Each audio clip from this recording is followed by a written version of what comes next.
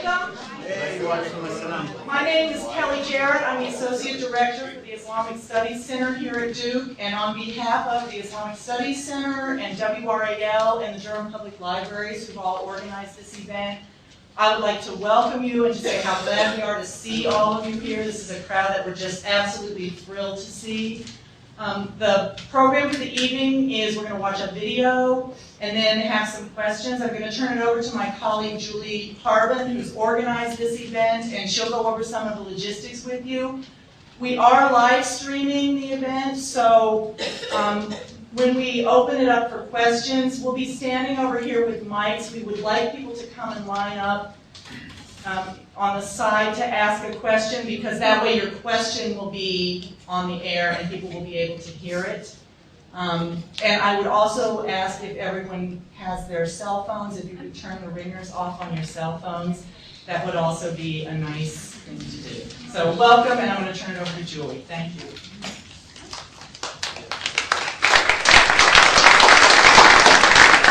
Thanks everybody for coming again. WRAL anchor Dave Crouch will be moderating our discussion tonight. We have a very good panel as well.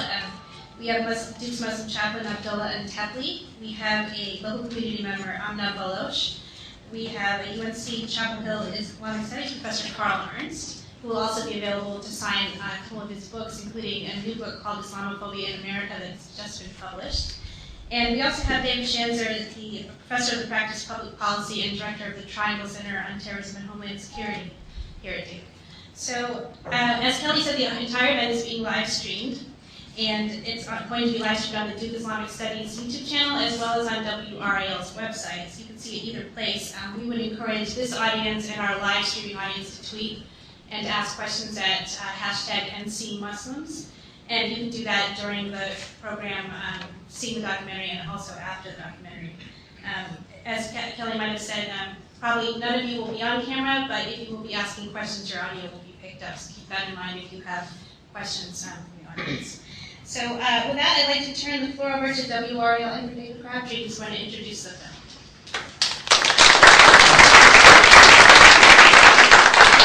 Thank you, and what a privilege to be standing before you, each of you. I see many friends in this audience. It's a large audience, and how encouraging is that? Before I give you just a little background on the documentary, I want to tell you one of the reasons I wanted to be involved in this documentary is that as a person who grew up in the South, amidst a lot of racism, overt and covert, we are continued to be reminded of our heritage, and our heritage of exclusivity, oftentimes under a moniker of being inclusive. And sometimes it takes a mirror being held to our face before we can see what we may have missed. Over the years in my career, I've had the opportunity to be involved in several deep meaning projects that, above all, gave the opportunity at least to present information to help people think. Maybe there's a different way of telling the story. And every day I'm reminded of how little I know. Every day I get to learn something new, because people are constantly holding those mirrors. This documentary, Clay Johnson, Jay Jennings put this together. I just sort of showed up for it. 22 hours of interviews, months of research. It was inspired because we wanted to know what it's like to be Muslim in North Carolina. And all we could do was listen. There's no way we can know. We can listen, and we can learn. My friend Pete James, photographer, who's making sure this is streamed online tonight. Pete and I have had conversations, as I've had with others, as I've wanted to know the experience of being African American. Because through these eyes, I will never know what it's like to be a woman. These eyes, I will never know. I will never know what it's like to be Muslim, but I can listen. And hopefully I can learn. And together, we can share in this great common denominator known as life and realize how much we have in common and how little we don't. So for the next 22 minutes, we're going to watch this documentary, Faith, Fear, and Freedom. And afterwards, we'll introduce the panel and take your questions. And I hope you will ask whatever is on your mind and on your heart that this panel can share and present to you. And I'm just grateful to be a part of this. I'm humbled to have been asked to be here tonight. And I thank you. And my good friend Abdullah and Kathy is sitting here. And he's taught me for the past year how to say the words properly. And alaikum, I can remember, but the first part of the greeting, and I'm happy. Assalamu alaikum. My apologies for not being better versed. Every day in class, Abdullah would come in and say, okay, you have to say this or clearly. I want to hear this. I don't care if it's 8:30 in the morning. So with that, Abdullah, thank you for your sharing after this audience and your time. And hopefully we can all learn something together tonight. Enjoy.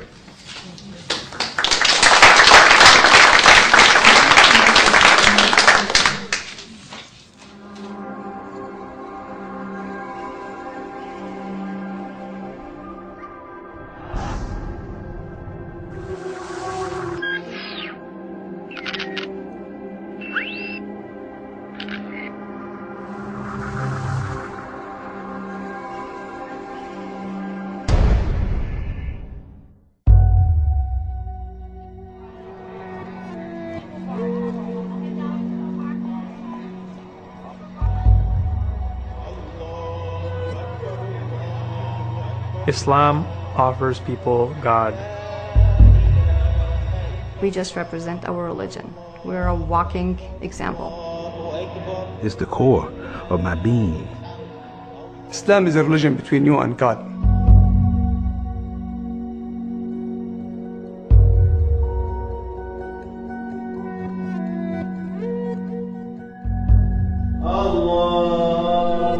If they wonder what Islam means, it's actually peace.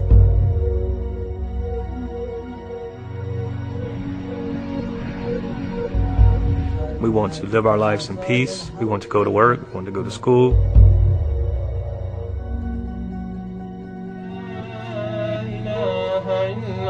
Muslims are part of the society now. You cannot separate them.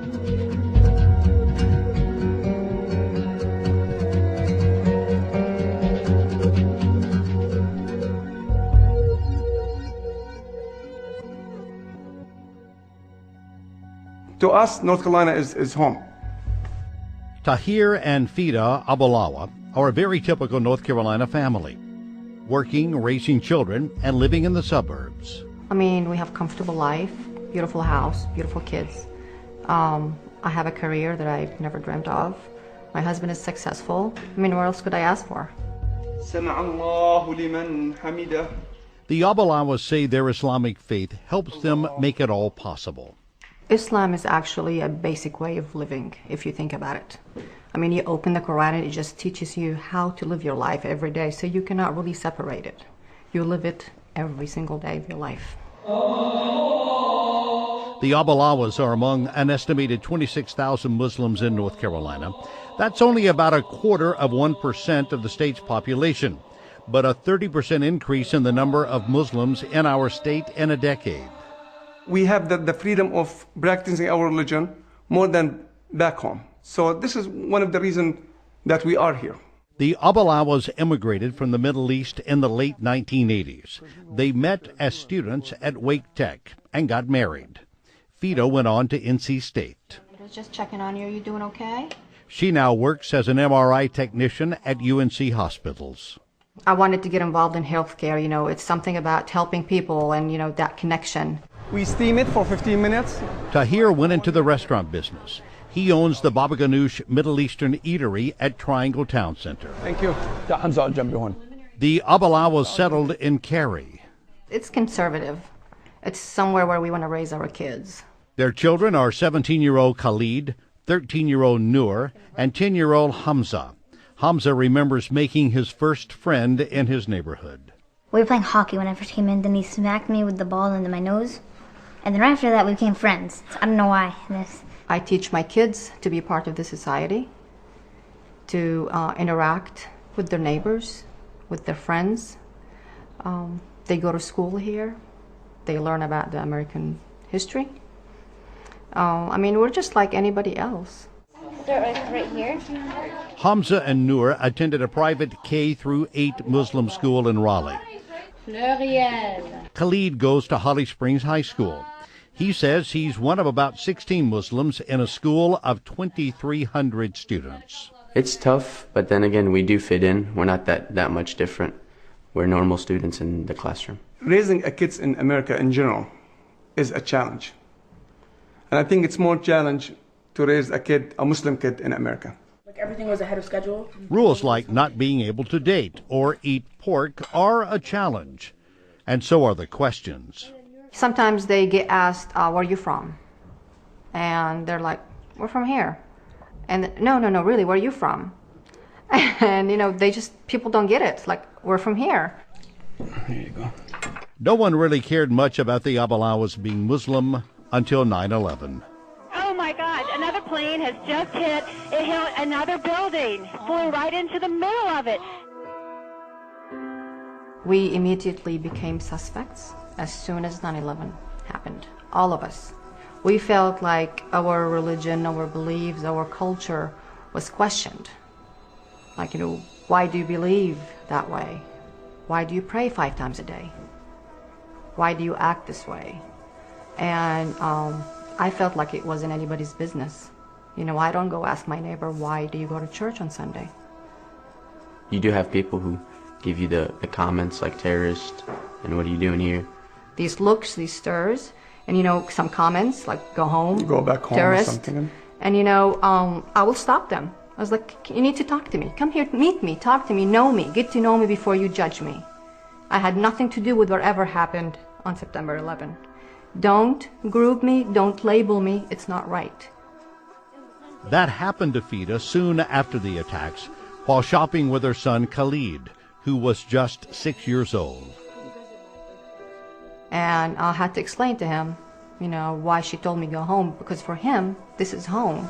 Kwasi Mohammed Nafis claimed to have connections to Al-Qaeda. The Abalawas and many local Muslims say every time Islamic extremists end up in the news, it fuels people's suspicions. Hossam Smadi tried to detonate what he believed Amin was al-Khalifi walked towards the U.S. Capitol. Nafi Adel Daoud was charged with trying to detonate what he believed. What they see on TV is only negative about Muslims and Islam.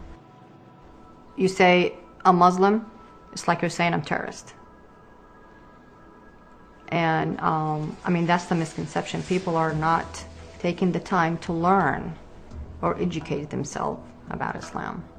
Next, why that may be breeding what some call Islamophobia. There are still many people out there who don't understand who we are.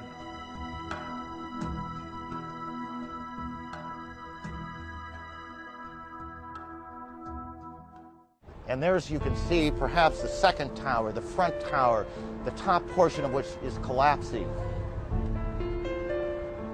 Good Lord. 9/11 changed life for Americans, especially Muslim Americans.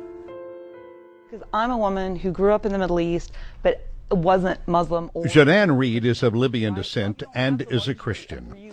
She is also an Islamic studies scholar at Duke. She says before 9/11, Muslims were generally thought of as well-educated contributors to American society. They were our doctor, they were our lawyer, they were our local favorite food chain, restaurant, whatever it was they were. You might have known they were Muslim, but even if you did, you didn't care. The worst terrorist attack in the history of this country. Reed says 9/11 made people care and put Muslim Americans on the defensive. She says the news media's continued focus on the violence of Islamic extremists fuels anti-Muslim sentiment. It's horrific. I mean, it is devastating. And I can tell you, all of my Muslim friends it's heartbreaking for them. Persian philosopher Mullah Sadra. University of North Carolina religion professor Carl Ernst shares Reed's sentiments. Ernst caused controversy in 2002 when he suggested a book containing passages from the Quran be required reading for incoming freshmen in Chapel Hill. He's working on a new book called Islamophobia in America, The Anatomy of Intolerance. We have to deal with this as an issue of prejudice, which means judging people before you actually have any experience of them. And we have a history of anti-Semitism in this country as well as racial prejudice. We just have to acknowledge that. And anti-Islamic prejudice plays into the same mentalities and appeals to some of the same interests. Experts say that prejudice is more prevalent in the South. But the irony to me is that the South is also a place where people hold moral values that are in line with the majority of Muslim moral values in terms of attitudes on the family and abortion and gay rights and immigration. In Murfreesboro, Tennessee, anti-Islamic prejudice inspired a lawsuit, vandalism, arson, and bomb threats, all designed to block construction of a mosque by Muslims who have lived in the community for years. We feel that this message is that important. In Gainesville, Florida, Pastor Terry Jones is famous for preaching against Islam and burning the Quran. His actions inspired violent protests in the Middle East, and he's endorsed the anti-Islamic YouTube video that inspired protests here, too.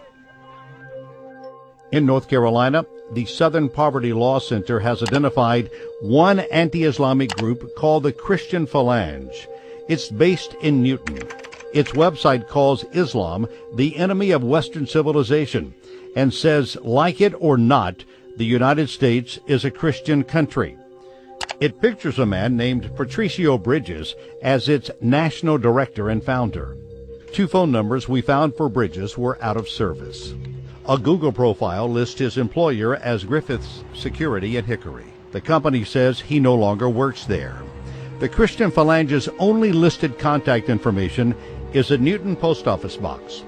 We found Bridges' home address in Newton and rang his doorbell, but there was no answer.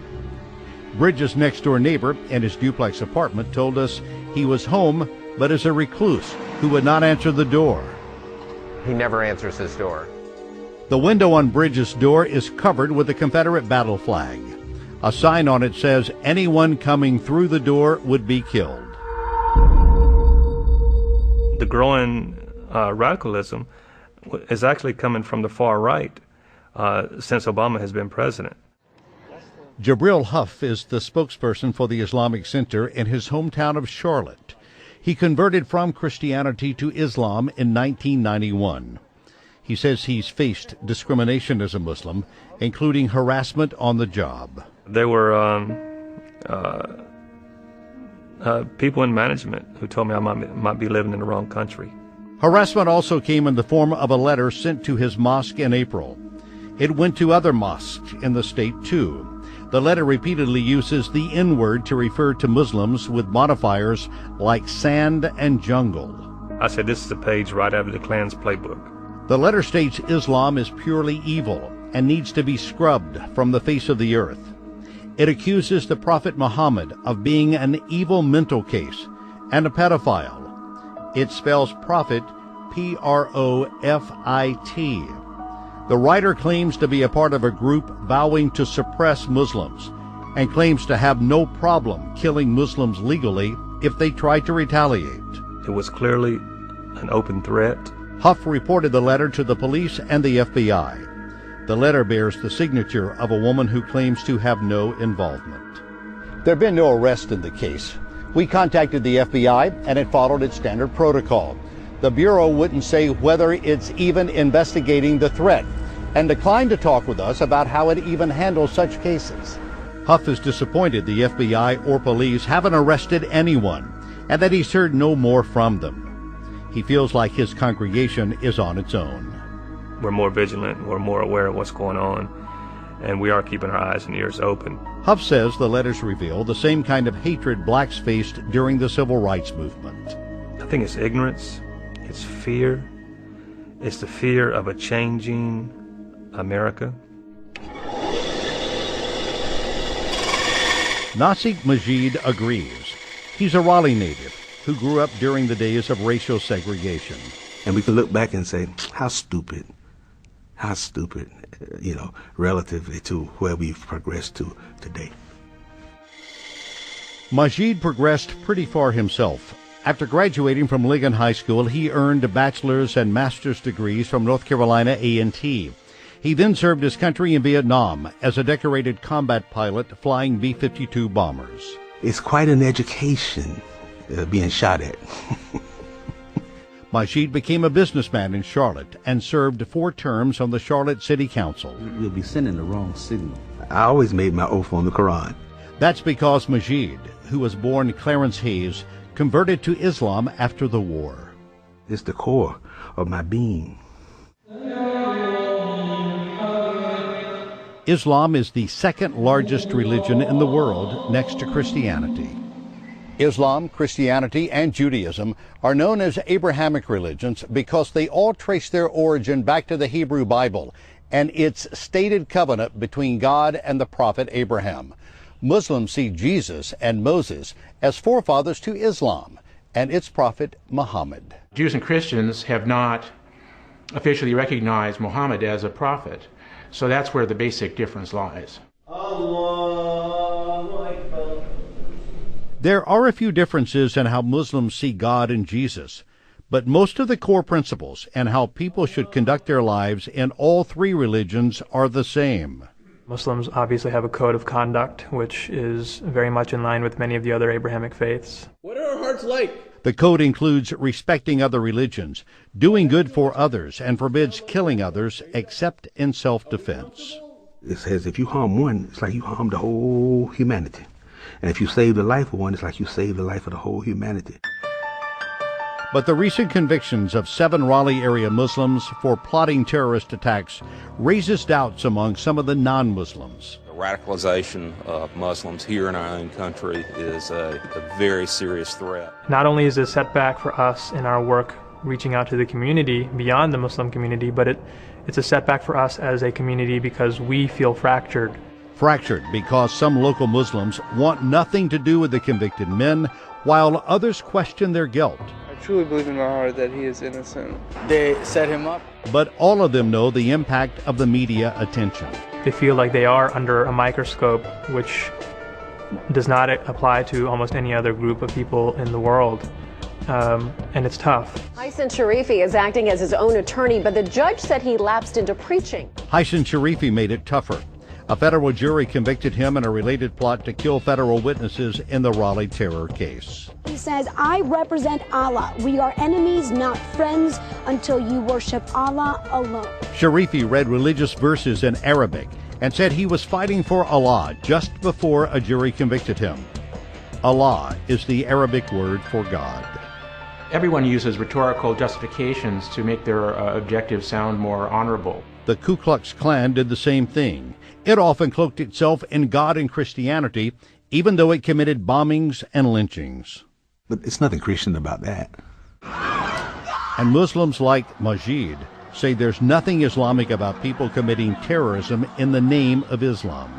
And then all you have to have is 1 or 2 crazy people, and that's exactly how I characterize them, to ruin it for everybody else. They don't understand what's the real meaning of Islam.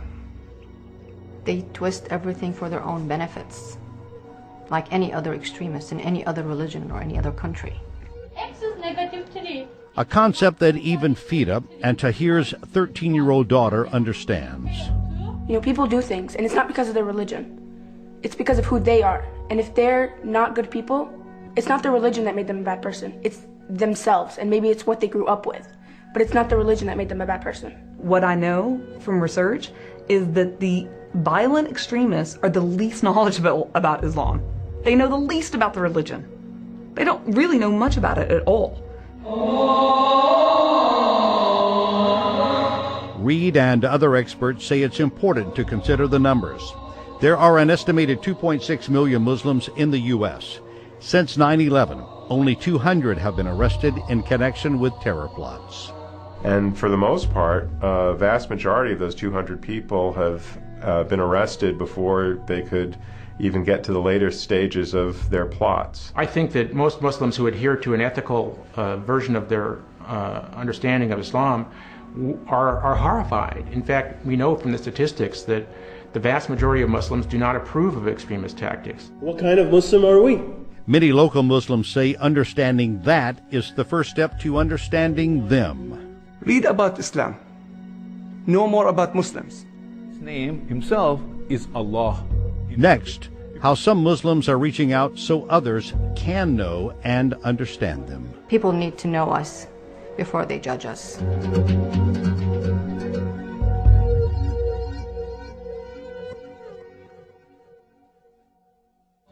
If you want to watch this documentary again, or learn more about it and Muslims in North Carolina, go to WRAL.com and type WRAL Doc in the search box.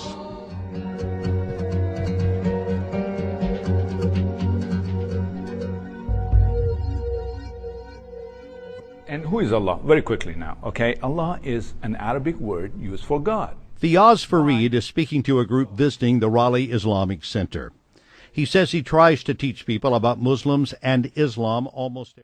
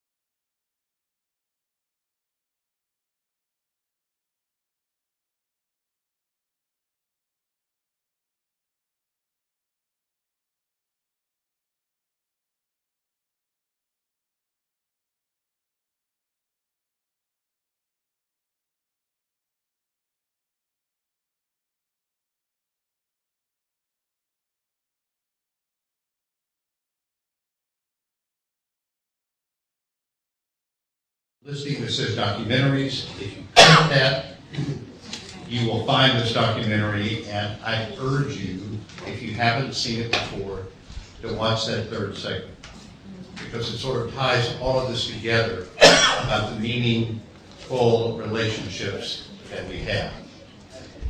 I'd like to introduce the panel, and then we'd like to hear from you. To my far left is Abdullah Anhepli. He's a Muslim chaplain at Duke and Associate Director for Community and Student Outreach at the Duke Islamic Studies Center. In case you don't know this about Abdullah, when Greg Jones, who was the Dean of Duke Divinity School at the time, brought him to Durham, he was one of only 2 Muslim chaplains serving at universities in this country. The other university was Georgetown. It was a bold move by Greg Jones, and it spoke of his vision and his commitment to students in Duke University's Divinity School. And it was a decision that was not without controversy. How many years ago, Bill? That was 5 years ago. 5 years ago.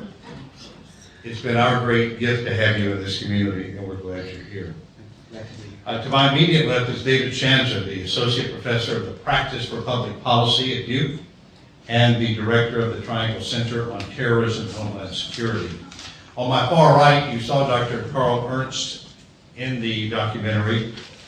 He's the William R. Keenan Distinguished Professor of Islamic Studies at Carolina and co-director of the Carolina Center for the Study of the Middle East and Muslim Civilizations.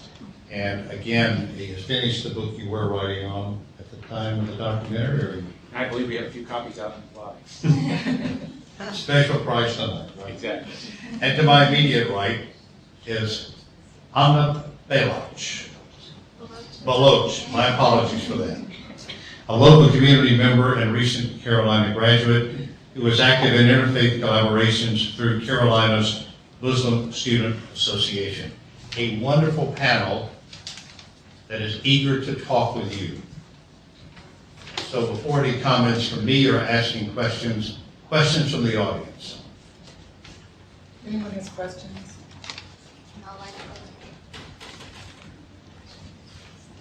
As we're waiting for your questions, for your minds to stir, here on a day when the FBI says they have identified 2 suspects in the Boston Marathon bombings, and we've seen some still photographs, clearer, I must say, than we have often seen in videos in the past, but yet not crystal clear, and we've seen video.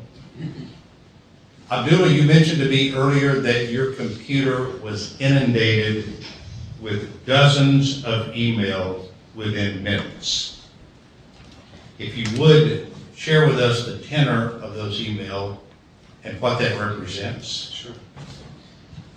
Not to start with that kind of somber note, having this program and watching this documentary again cannot be more timely. As millions of Americans, but especially many Muslims, since the despicable event took place in Boston, which I hope many of us have been keeping everybody involved, especially victims, in our thoughts and prayers, again turn the projectors and the spotlight on Muslims again. Every Muslim has been praying that no Muslim involved in this, but especially after a couple of hours ago when these videos and pictures have been released, I've been receiving emails basically based on the appearance of these 2 men. People are already convinced that they are Muslims and already unleashing their accumulated anger and frustration, saying, basically, we knew it. It was your evil people and your evil religion, and we will know how to deal with it. I don't know what else it can say, like those emails and its message already speaking in volumes how in the last 11, 12 years the irresponsible treatment of irresponsible coverage of Islam as a religion and Muslims as people have taken roots in our society. And as Carl Ernst was saying beautifully, we have had these kind of similar problems and challenges in our society with anti-Semitism, with racism, with homophobia. Again, the same evil is showing its destructive forces in a different form and shape, that the similar mechanisms should start working on treating and healing our society from the message of hate. Dr. Ernst, is it plausible to think that we as a society in this country and other countries will ever get beyond this, truly beyond? Well, that's a tough question. I think, the figures are kind of clear if you look at the incidence of hate crimes in this country, that minorities continue to be targeted by irrational hatred. And this is a deep well of bitterness that seems to be very difficult for us to address. Now, it's publicly not acceptable. People generally are not willing to come out in very overt ways to acknowledge this, but it's clear that racial prejudice against blacks, anti-Semitism directed against Jews, and other forms of prejudice are still extremely strong. And this is joining this roster. I don't think you can blame it necessarily on economic causes or anything like this. It's an enormous educational challenge. And I think it's going to require the resources of not only the university community, but journalism together. And I think tonight is a great example of that, to try to bring people into consciousness of what is actually going on with this type of negativity and prejudice. You know, whenever we have a story that is on our website regarding immigration, regarding unemployment, regarding oftentimes in the Muslim community, the vitriol that hits the comment section of the website is astonishing. Not only in its depth of fear / hatred / lack of knowledge and education, but also in its number. I need to find a better word to use, but we will say this in the newsroom. The comments are exploding because there are so many that come so quickly. Chaplain and Copley spoke to that. That probably doesn't surprise you, Miss. Would you like to address that? Sure. Well, when I was a student at Carolina, I actually did a piece on American Muslims, and basically it was titled "Where American Muslims Went Wrong," kind of critiquing our own community within America, and it basically did explode with comments. And I was wondering who actually went on these websites. Like, it was just, a regular college, publication, and as soon as it was published, it was, tons and dozens of comments. It actually had to be removed with a lot of them. Where, again, we were just spewing kind of vitriol and stuff. So, but I was kind of disappointed because there were positive comments on them, but yeah, they were just kind of a couple spattered among many negative ones. So, yeah. Question? Yes, please. I'm interested to hear about the experiences in the universities, as some of you have direct experience there, and is what I like to think, which is that the universities are somewhat of a bastion of cultural understanding, something that you find true, laughable, or someplace in between? What a great question. I think everybody on this panel, other than me, is qualified to answer that. So, Jonah, why don't we start with you and we'll just come right down. I work on this beautiful Gothic land, which is within its boundaries of its campus. I am proud to say has been exemplifying and modeling many social challenges that the society has been struggling with. And Islam, understanding Islam as a religion and accepting Muslims as people, in that regard, this campus has been admirably several steps ahead in the conversation. Not only there's not even a sign of any kind of racial, religious discrimination, hate, there's enormous amount of support, hiring a full-time Muslim chaplain, having a standing building for Center for Muslim Life, and we have 600 plus Muslim Blue Devils on this campus. I am proud to say they are proudly standing on their own feet as Muslim as well. But at the same time, the problem that we are facing is it's just in the air. It is just in the air. It doesn't mean that those 600 Muslim Blue Devils are still not carrying tons of weight in different levels for being Muslim and feeling somewhat judged and limited because of who they are, not because of what they have done. They have done nothing wrong. They made it to be, for God's sake, the best university in the universe as far as I'm concerned. But because of why they are, because of how they look, because of how their name appears, and there is still, to tell you how bad the problem has been, with no exaggeration, even on this liberal, progressive, inclusive campus, there's always this subtle needling of the questions that the Fadia was saying, like, where are you from? Basically quick associations. How many times people have getting to know my name and who I am?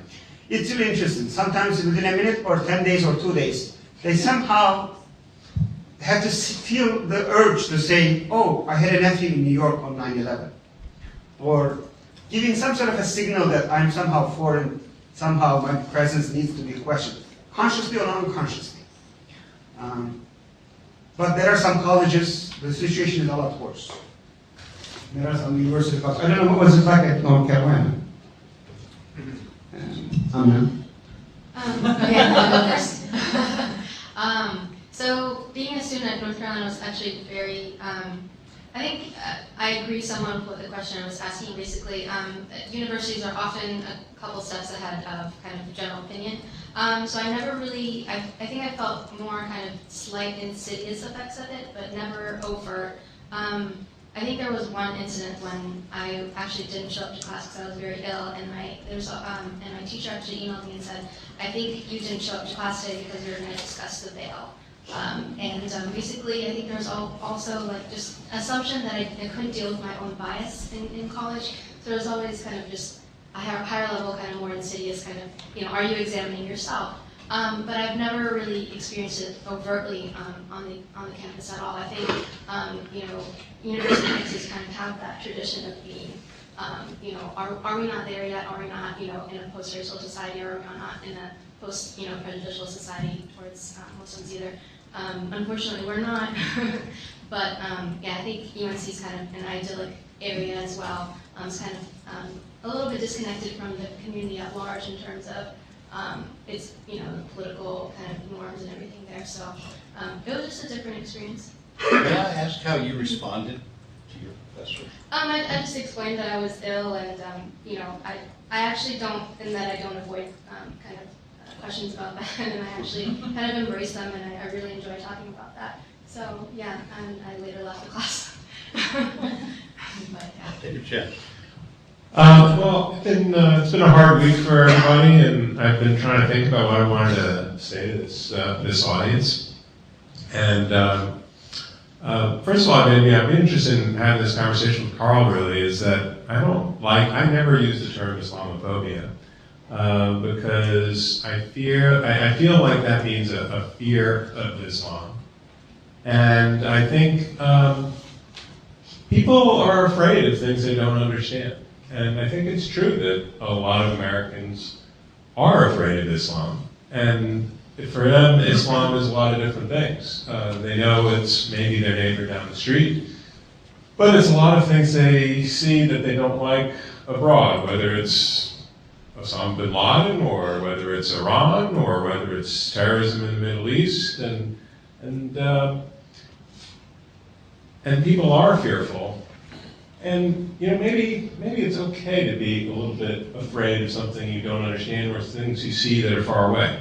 So I really liked on the video, Carl, when you talked about anti-Islamic prejudice, because that's not okay, and that's bigotry, plain and simple. And I think we should call it that because that's what it is. The second thing I guess I wanted to say was I'm not going to discount at all any of the things Abdullah said, and I'm not Muslim, so I don't feel that. I certainly see that when I write something about Islam, I certainly get the comments in my mailbox, so I know all about it firsthand. But Muslims rightly make the point that those people, those terrorists, they don't represent us. They're just they're not true Muslims. They don't believe in the same things we do. We're not responsible for them. Let's not forget that the vast majority of American society, I think, is very tolerant and inclusive and celebrates our diversity. And the loudmouths, the idiots who say things and do things are not representative of the broader American community, and I just don't think we should forget that either. My favorite quote from Martin Luther King is that the arc of the universe is long, but it ends in justice.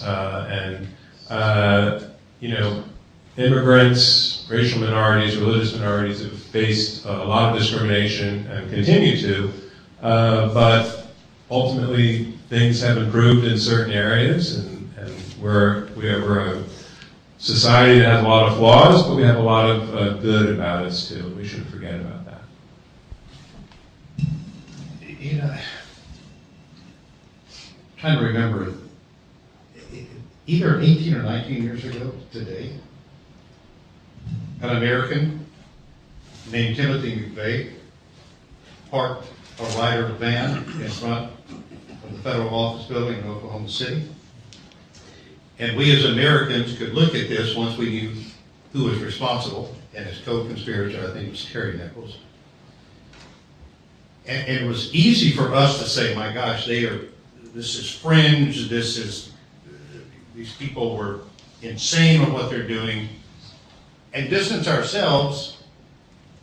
But as Americans, we were not offended, or as Christians, we were not offended in that sense, the way that we see the Muslim community attacked, I think, needlessly. You're absolutely right, David. And I think it's also important to point out that immediately after that Oklahoma City bombing, there were rumors circulating that it was a Middle Eastern plot. Former congressman within an hour. So down that path. We see that that's basically what this phobia or prejudice is about, is to have unreasoned suspicions placed which are contrary to fact. And you may recall that we had an incident on the campus at Chapel Hill some years ago where a man of Iranian background drove a van into a crowd of students right in the middle of campus and injured people and was spouting a lot of extremist nonsense. And one thing I want to say is that was really important was that UNC students really came together and recognized that this was an unbalanced individual who's not representative. And there were candlelight vigils being held by people on campus, and I thought it was a very important community demonstration of trust and confidence rather than that kind of suspicion.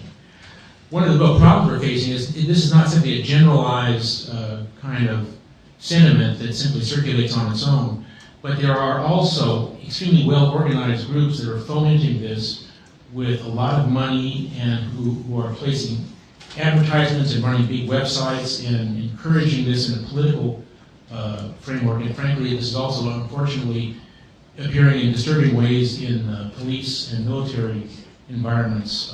And I think a lot of people are very worried about that. So on the one hand, we do have, important places where community can come together and get us beyond that kind of suspicion, but unfortunately there are people who are trying to advance that very suspicion. Even within the police and military, though, and I do a lot of work with first responders, and we had 2 FBI agents, counterterrorism officials on our campus this year, and it's amazing, some of the most progressive people on these issues are people who've done 4 tours in Afghanistan and really understand the problems there, and Abdullah has worked with our troops. I mean, that's been eye-opening to me about how they really understand how we need to address these problems and at a much deeper level. And I was just, we're studying, doing a study on policing tactics and how to deal with violent extremism from a policing view, and we were just on the phone with a number of people from different police chiefs from Las Vegas and Minneapolis, and they were talking about their community outreach efforts and what they're doing to work with the youth and gain trust between the police and the Muslim community for a variety of reasons, but hopefully also to try to solve off any kind of incident that might occur. So again, there are big problems, and Carl mentioned a couple, and I agree that we have seen disturbing instances, but you'd be amazed at some of the best people as well you'll find in those same institutions. Yes. Good evening. Good evening. I have 2 questions for Mr. Crabtree and Mr. Shanzer. First from Mr. Crabtree. This is related, of course, to media. I think that media plays a big role in Islamophobia and bigotry. Because the fact that they incite these anti-Islamic sentiments, you know, and I agree with Mr. Shanzer that this is a very tolerant society. I think very tolerant. I think there are a few radical elements, maybe right-wing or whatever you want to call them, that causes so many problems, or it's hate speech, but I think the media plays a big role. And I'll give you an example. After the Boston Marathon unfortunate incident bombing, John King, for example, from CNN, who is a very renowned journalist, used the word, going to fight and slip or not, dark-skinned people or dark people, something like that. And there were posts on New York Post and New York Daily, the Muslims, the pictures. So the point I'm trying to make is that, what do you think media can do to tone down the tone or change the language, which I think can help a lot overall across the board? Because, I think that a lot of people that are lacking in knowledge about Islam and the heritage and the custom, and the history, they're not aware. They only see what you say or what is said on the TV, regardless of whatever media outlet it is. And it reaches a lot of people. So I think I'd like to know what you think about it and what can be done, in your opinion, in your expertise. The second question I have for Mr. Shanzer is that I do agree with you that this is a very tolerant society. But I also feel that, I think, again, with all the think tanks and institutes, I think the word using American Muslim terrorism, I think that needs to change.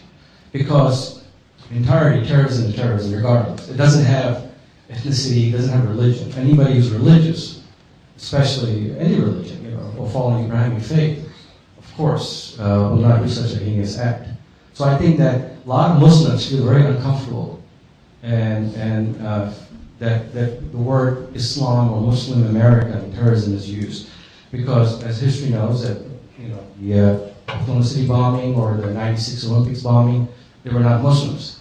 But of course, the language was not the same language was used. So I'd like to know what you think can be done, or you think I think it'll be helpful. And we're talking about the fear, and the faith and the freedom. I think change in the wording can also be really, bring down the anti-Islamic sentiments and the fear among the general public. Thank you for your time. I appreciate it. Thanks for your question. I'm not real popular amongst my peers in the industry. Not necessarily those I work with at Capital Broadcasting, but this is something I talk about a lot. We're up against two very difficult pillars. One is context, and the other is education. We can give reason after reason why we rush, and none of them are justified, unless you're on the business side of our business. So when we rush into a story with a lack of context and a lack of understanding, we can very easily do damage that is unintended. There are unintended consequences to doing that. So those of us who try to pay attention to that, and don't always make the mark, but try to, feel like sometimes we're pushing a boulder uphill. But you keep pushing. The second side of it is education. It's hard to admit as adults we don't know something, versus being open to realizing how little we know. And the fact that we can learn something new every day by paying attention. For some reason, it seems in my business in particular, if you don't know something, you're somehow less. I think just the opposite is true. I'm sure John King did not intend to, while I can't speak for him, I don't think he intended to offend. He wasn't thinking, but it came from somewhere in his own psyche that pops out. Those who know me know that I struggle with this deeply and lose sleep over it and become very frustrated over our lack of context, our lack of understanding. So much so that even my good friend Abdullah Tepley has warned me not to overcompensate for that by missing the point of what a story actually is. So it is something that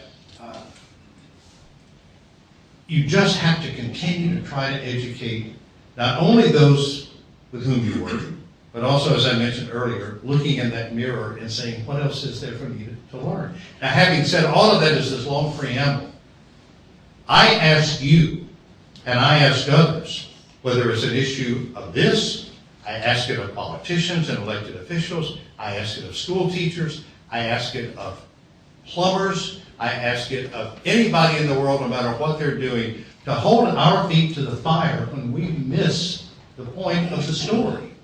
Because we will. And while the damage may have already been done, and we can't get the toothpaste back into the tube once we've pushed it out, maybe the next time our sensitivity factor is higher. Maybe the next time our contextual writing is better. And maybe next time we get the story right that we missed before. It's no excuse, but it can, I think, help better define why we are where we are. And like it or not, I mean, we are in a country of nationalists where the American flag and USA become capes of honor, become shouts at the Democratic National Convention this summer. It exists. It plays in, when we absorb information, we either absorb it very deeply because something has unlocked our heart and our mind to allow us to, or it sort of bounces off or just gets in a little bit. But it stays there. It goes on a hard drive. And something will force it to come back out. Your question, hopefully, will force that to come back out with me the next time we have a story, very quickly as we did this week, when shortly after the marathon bombings, there was a story of a Saudi national in the hospital, possibly being questioned by police, that we find out later was tackled by bystanders as he tried to run away with shrapnel in his leg. But he was tackled because of how he looked. And someone thought, this person maybe did this. We didn't examine that and talk about that. We were too busy rushing to find out what the police knew, what the FBI knew, what they were doing for the investigation, without saying, wait a minute, what happened over here? And to have asked the question, what does that say about us? Those are the things we have to continue to ask. I may not see the end result in my lifetime in this business, that we've made a lot of progress, but we have to continue to question it and acknowledge it. And you have to continue to remind me.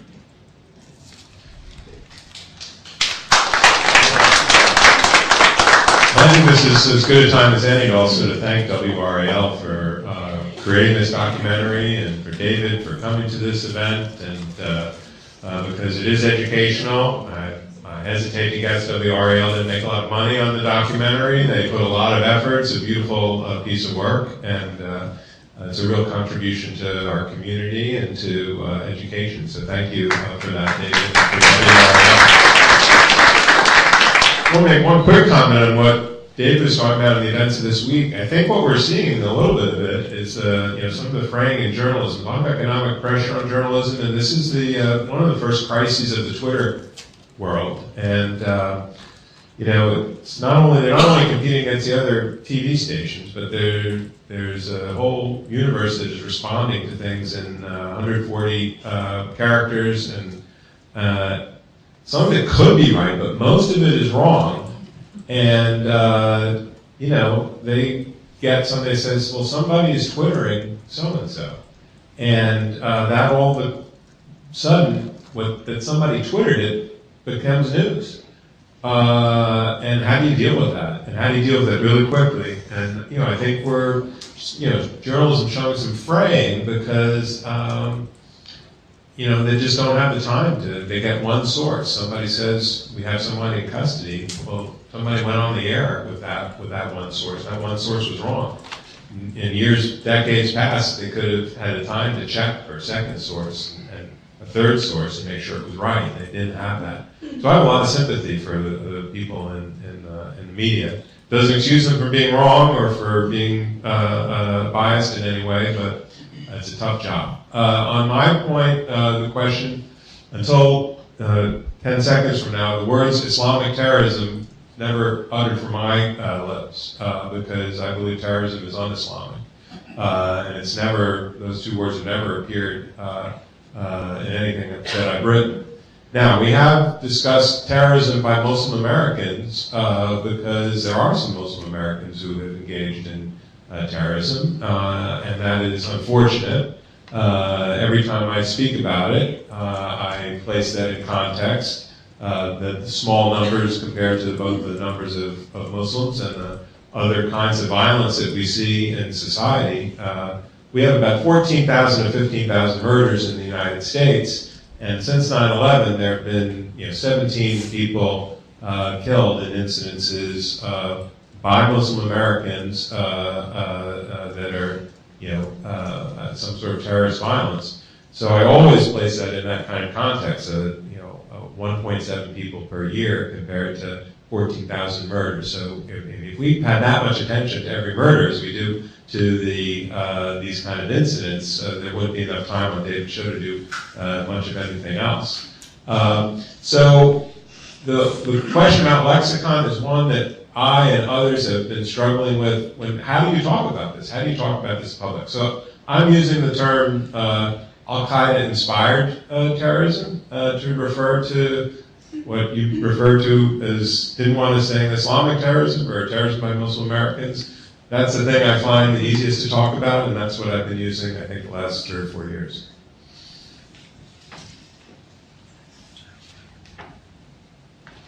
For a long time, I've been impressed with what can happen between people who don't know each other very well when they break bread together. About 4 years ago, I met Abdullah at a restaurant not far from here. I have a very small proposal to make, mainly to the Muslim community. I am wondering, maybe this is something that would please just me, but I suspect not. I'm wondering whether during the month of Ramadan,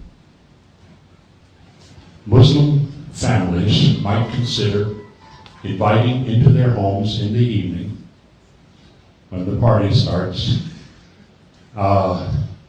people who would like to know more about Islam and about them, and who would like to share themselves with them. Maybe it's just something that I would favor, but I suspect there would be many non-Muslims who would be very grateful for an invitation, especially during that time, during Ramadan, to enter a Muslim home and be a part for just one evening of that family breaking bread together. Is that something that we might try to do together? Good to see you, my friend. Wonderful to see you, John. I totally agree. I think that's a beautiful idea. Ramadan is a special month for Muslims, especially it's coming out in the summer. It'll start on July 9th. So do you have your calendar? I do. Yeah. July 9th or 10th. I'm expecting you and your family to my house, inshallah. And let's schedule the rest of it. It's important, but it cannot just be Ramadan. It's important that we have to, there are members of the organized Muslim communities here. They have been, every mosque has iftars and inviting hundreds, if not thousands of people during the month of Ramadan. But there is something just not working. For the last 11 days, this and many wonderful other outreach activities have been taking place. But somehow, after 11, 12 years, people still coming back and saying, where are the moderate Muslims? We don't hear them. They are still have these concerns and etc. I think in addition to these noble and meaningful and wonderful events and suggestions that you have been making, somehow both Muslim and non-Muslim community, without dismissing and discounting people's legitimate fears. Because some of these fears, a significant part of those is innocent. Like, if I was a non-Muslim, being in the United States as an average American after 9/11, and all I hear about Islam and Muslim is just horrible things, I would have the similar views as well. I think we will have to understand that a significant part of this is innocent, and through education and exposure, it could overcome so easily. But as Carl Lawrence said, a small part of it is evil and intentional. It's serving for a particular purpose. There's an industry, millions of dollars of funded, very well funded industry, trying to promote this culture of fear and hate. That part will not disappear by breaking meal or coming together, etc. That requires a village attitude of collectively combating, fighting against these people, as we did in the example of anti-Semitism, racism, homophobia, and other similar organizations. But yes, I think this is a very important invitation for Muslims and non-Muslims. Not only we will open our hearts, we will open our hearts and minds as well. I think David wants to add something. My view is, I think that's a great suggestion, but, my view to Muslim Americans, and I'm not Muslim, but I think, we thought a lot about, okay, how do we try to deal with this problem? Is get out there, get out, talk to people, be in the media, explain things. I think in the face of discrimination and in the face of horrible things, it's just easy to withdraw, right? And stay with people who you know and understand and you feel comfortable with. And I think that's just not the answer. I think it's engagement, be out in the community, go to uncomfortable situations, explain to people, tell them what you think, and just be visible and be out there. And that's the way to do it. I'm sure Carl's the expert on it. No? I'd just like to throw in one more thing. I do think that the term Islamophobia is useful, even though you may have different definitions of it. But it seems to me it's not really about religion. It's about citizenship. It's about who gets to count as an American. And in times of crisis, there's a history in this country of minorities being singled out for suspicion. This goes way back, against the Irish and Catholics in the 19th century, and there was, violence against them, etc. And these minorities are called upon to be model minorities. They're under suspicion. There's all kinds of pressures that are being put upon them. But this is a national debate about identity. And that's where a lot of the focus needs to lie.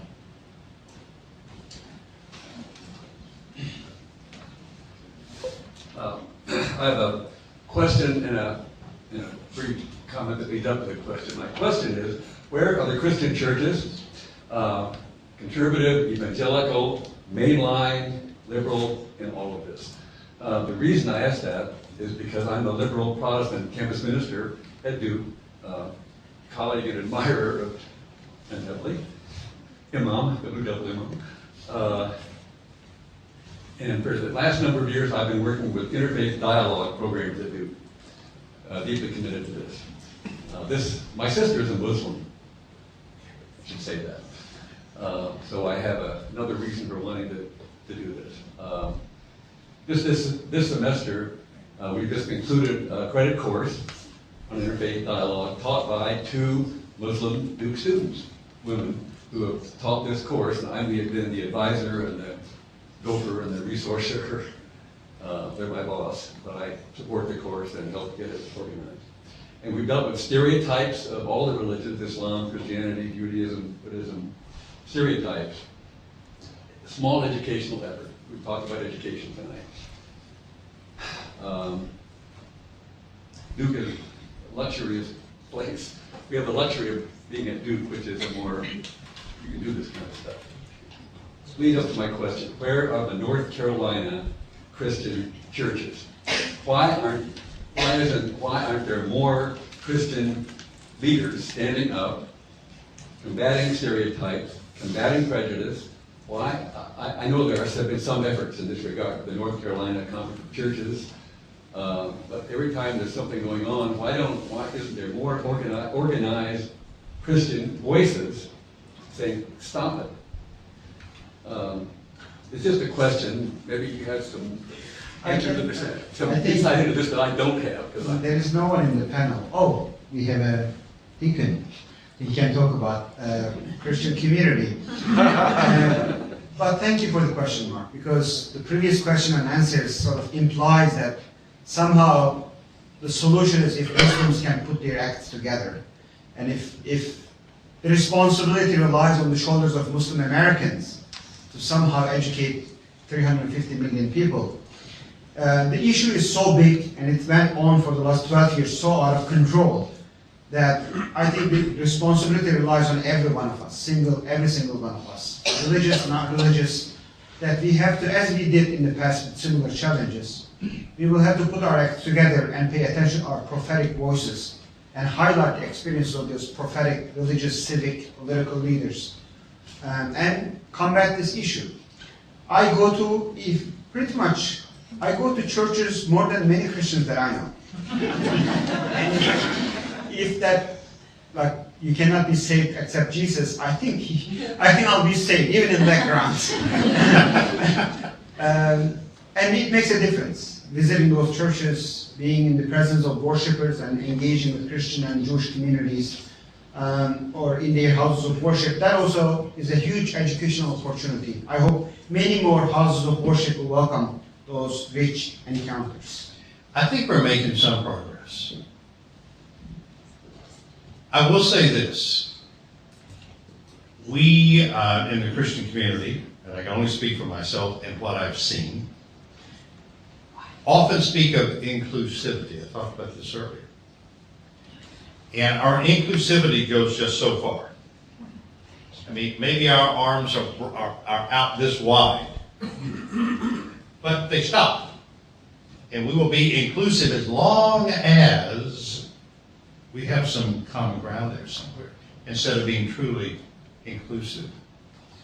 Part of it goes to fear. Part of it goes to fear of what if I'm wrong?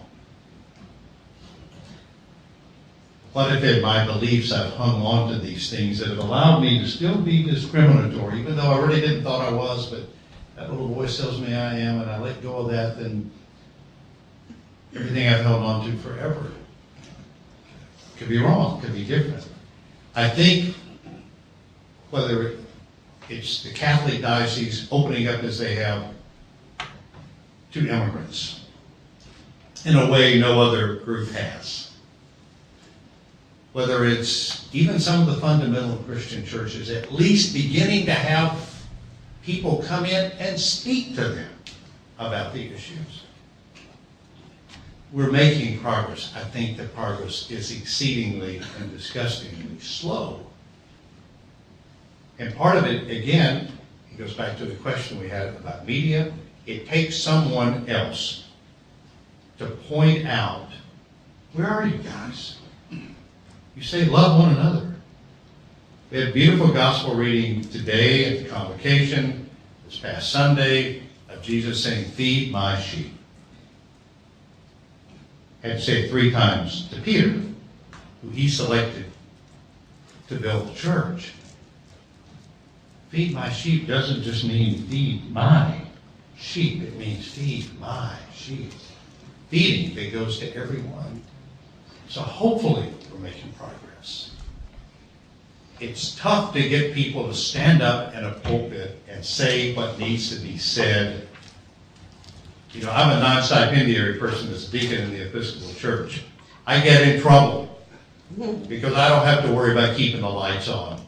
Or I don't have to worry about making sure the money continues to come in to pay staff and the practical things that churches have to do. But as I said earlier, you have to ask the questions. You have to call people into accountability and saying, as you did, where are you? Are you just going to turn your back? Abdullah telling me years ago of him trying to visit local churches. and was not exactly welcomed with open arms. Yeah, so I digress, but I have to tell this story. First day I was in class, he and Ellen Davis taught a marvelous class at the Divinity School a couple of years ago called Listening Together. They're teaching it again, where they study Old Testament, New Testament, and Quran. And we laid these side by side. It was an amazing experience. The very first day of class, he said, "You know what I don't understand about you Christians," and I love this intensity, is that you don't know what you believe in. You can't tell me what you believe in. As a Muslim, I can tell you exactly what I believe in. And he was on fire with this.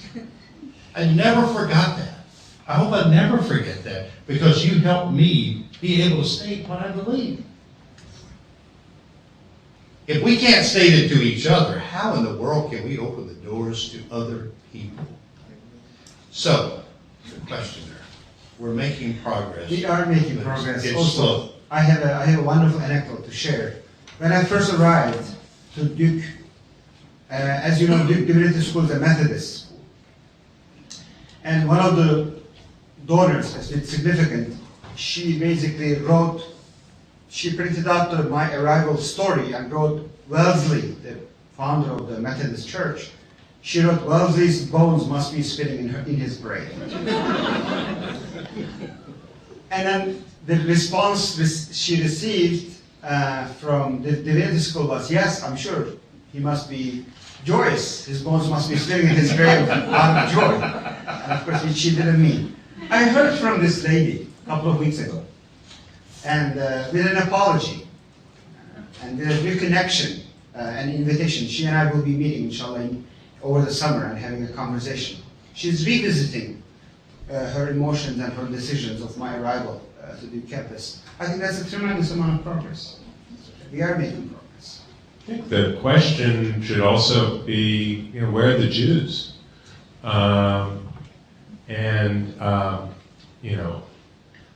I've never been more ashamed to be Jewish than when I hear some of the things that the groups that Carl spoke about, who fund this vitriol. A lot of them do come from Jewish sources.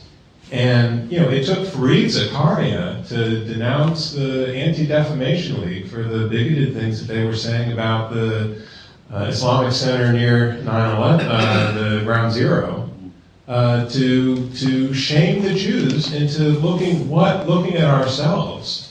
We can debate Israel-Palestine, forever, and let's try to deal with that as an Israel-Palestine issue. But unfortunately, I think that has leaked into Jewish and Muslim problem. And I guess the first thing to deal with the problem is acknowledge you have one. And there's loads of great, progressive, socially, tolerant, wonderful Jews. And my rabbi, Rabbi Friedman, and Abdullah, are good friends here shaking your hand. Everybody likes Rabbi Friedman. So I'm sure, that's not who I'm talking about. Because there's, and it's not a majority of the Jewish community, but it is a chunk of it, and we have to recognize that. I have a question for David Crabtree, but before I ask my question, I'd like to say that I want to offer an olive branch to all of my Muslim brothers and sisters who are here. It's not just looking different that causes people to ask questions like, where are you from? Almost anywhere I go, people ask me where I'm from, and it's because of my southern accent. So anything that identifies you as different is going to be something that provokes interest or encourages interest. And I would say that there's a psychological element in the question of where are you from. It may actually be an attempt to establish some commonality somewhere, to begin understanding. And I think we need to pay more attention to the psychology of what's going on, as well as the politics and all of that. But my question for David is, going back to a question that was raised earlier about the role of the media in stereotyping, very quickly running to form conclusions. My question would be, is it too late to correct?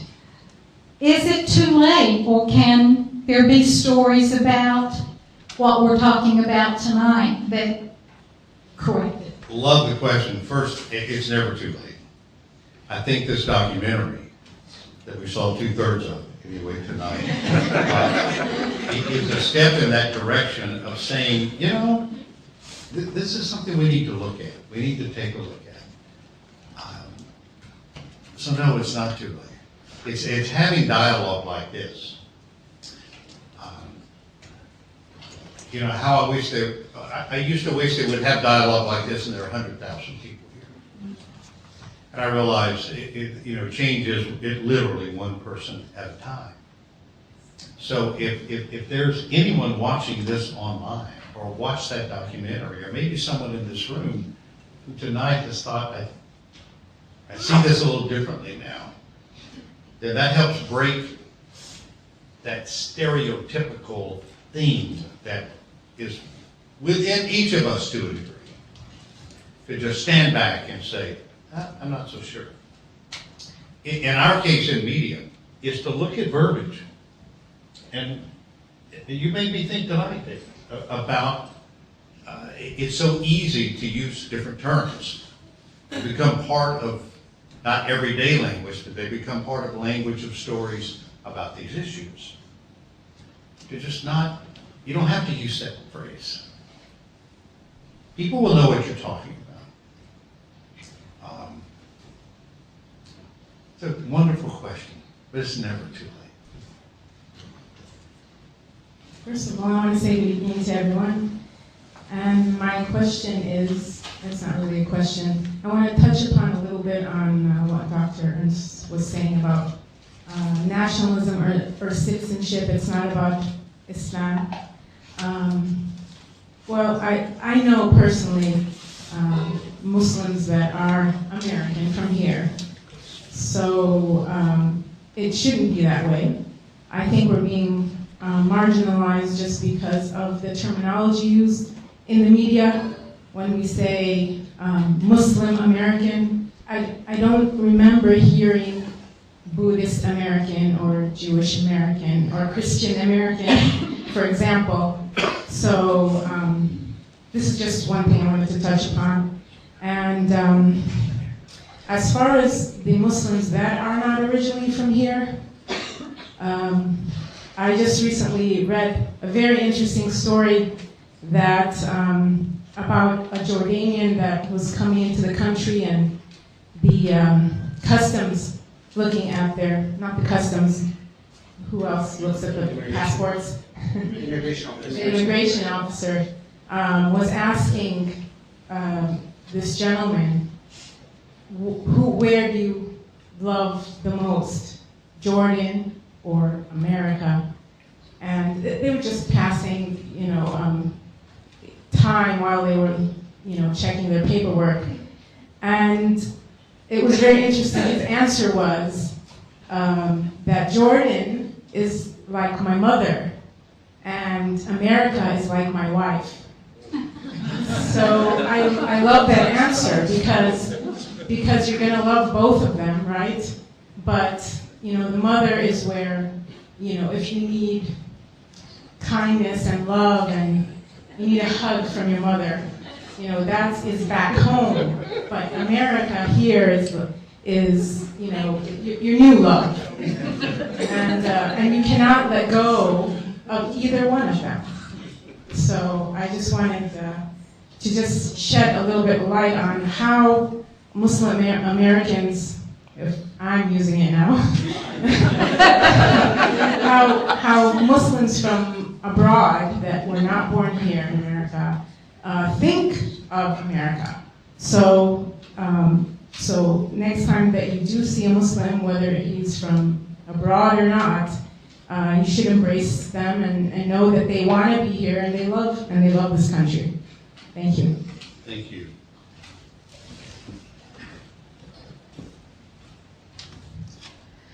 The question I had is, our legal system in this country is based on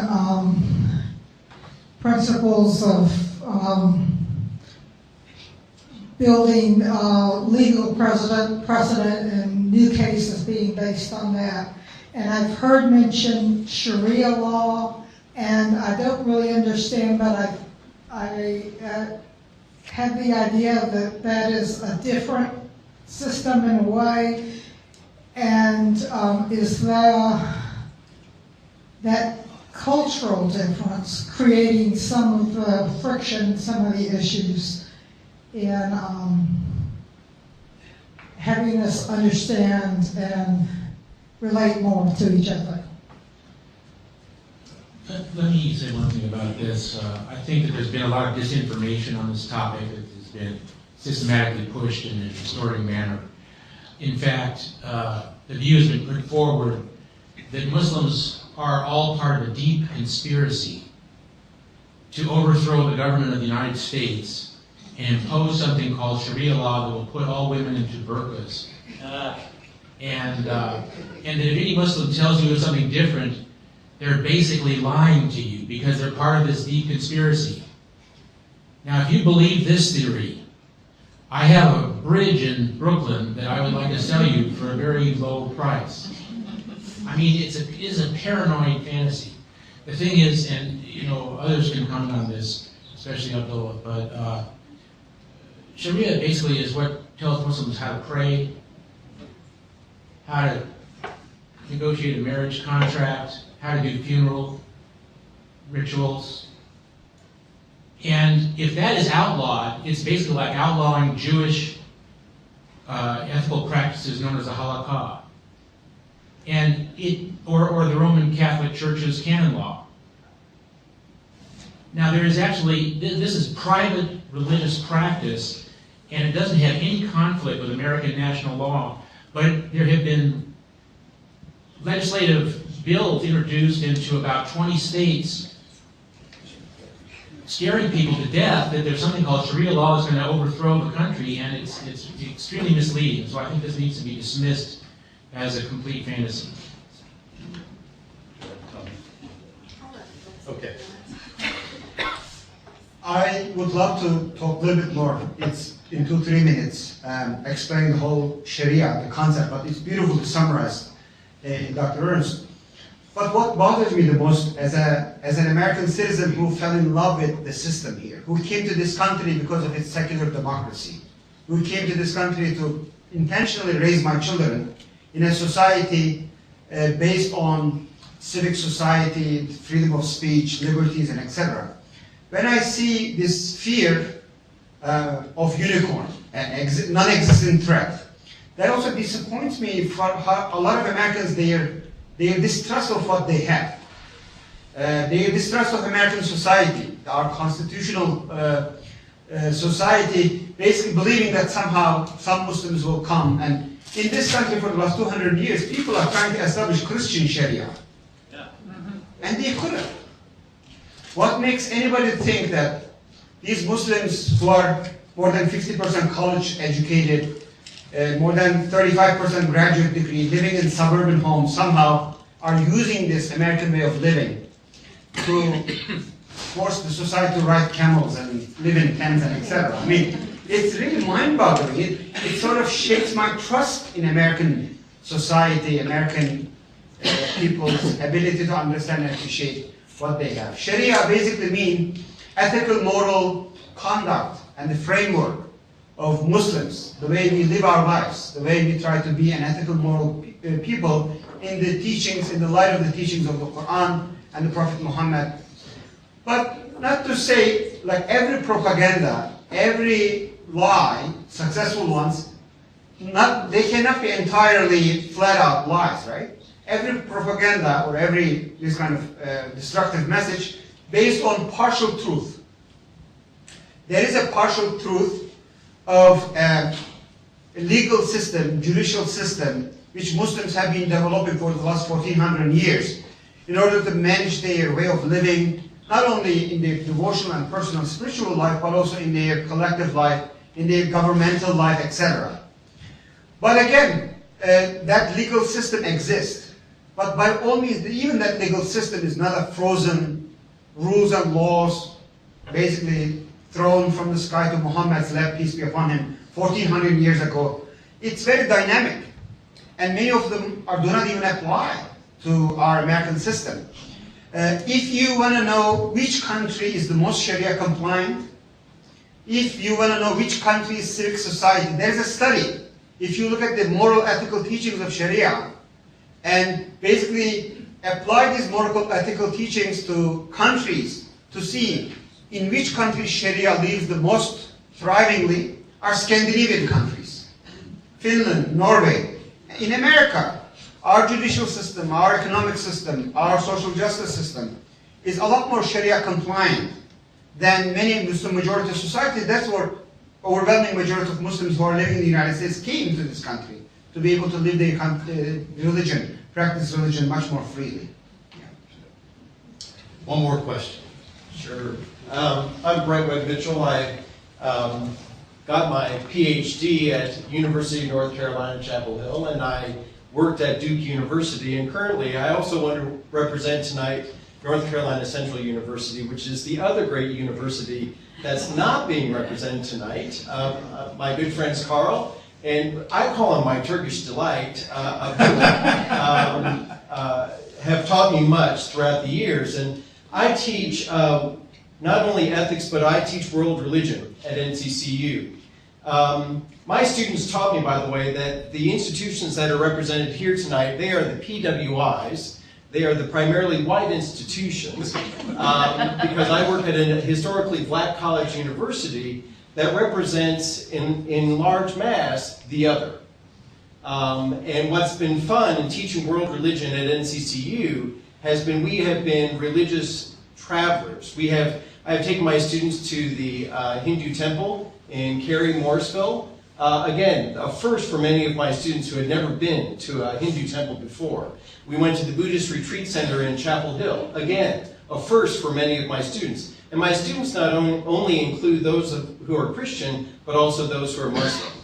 And I remember the young woman who is Muslim in my class, when we entered into the Christian church, she looked at me and she said, "This is the first time I've ever been in a church. It is beautiful. Why do you keep hiding it from us?"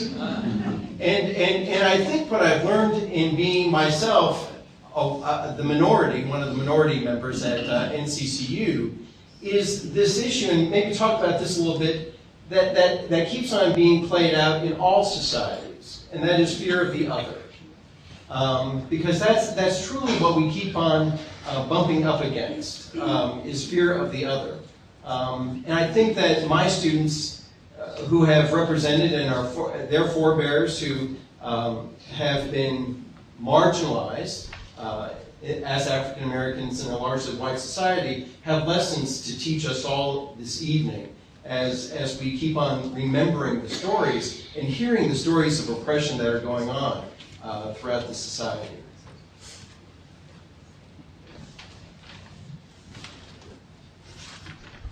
Okay, I think we're going to wrap it up now, and I wanted to thank everybody for coming. I'm sorry I didn't have the mic on. This has been a really great session, and I'm really, really happy that all of you have come and that this panel has come, and thank you very much, David Crabtree, for hosting this wonderful event. I'm sure we could go on for a long time, but we still, I think, have the party until 9:30, so if you want to get up and talk amongst yourselves and talk to some of the panelists and grab some coffee or tea on your way out, feel free. Thanks again for coming.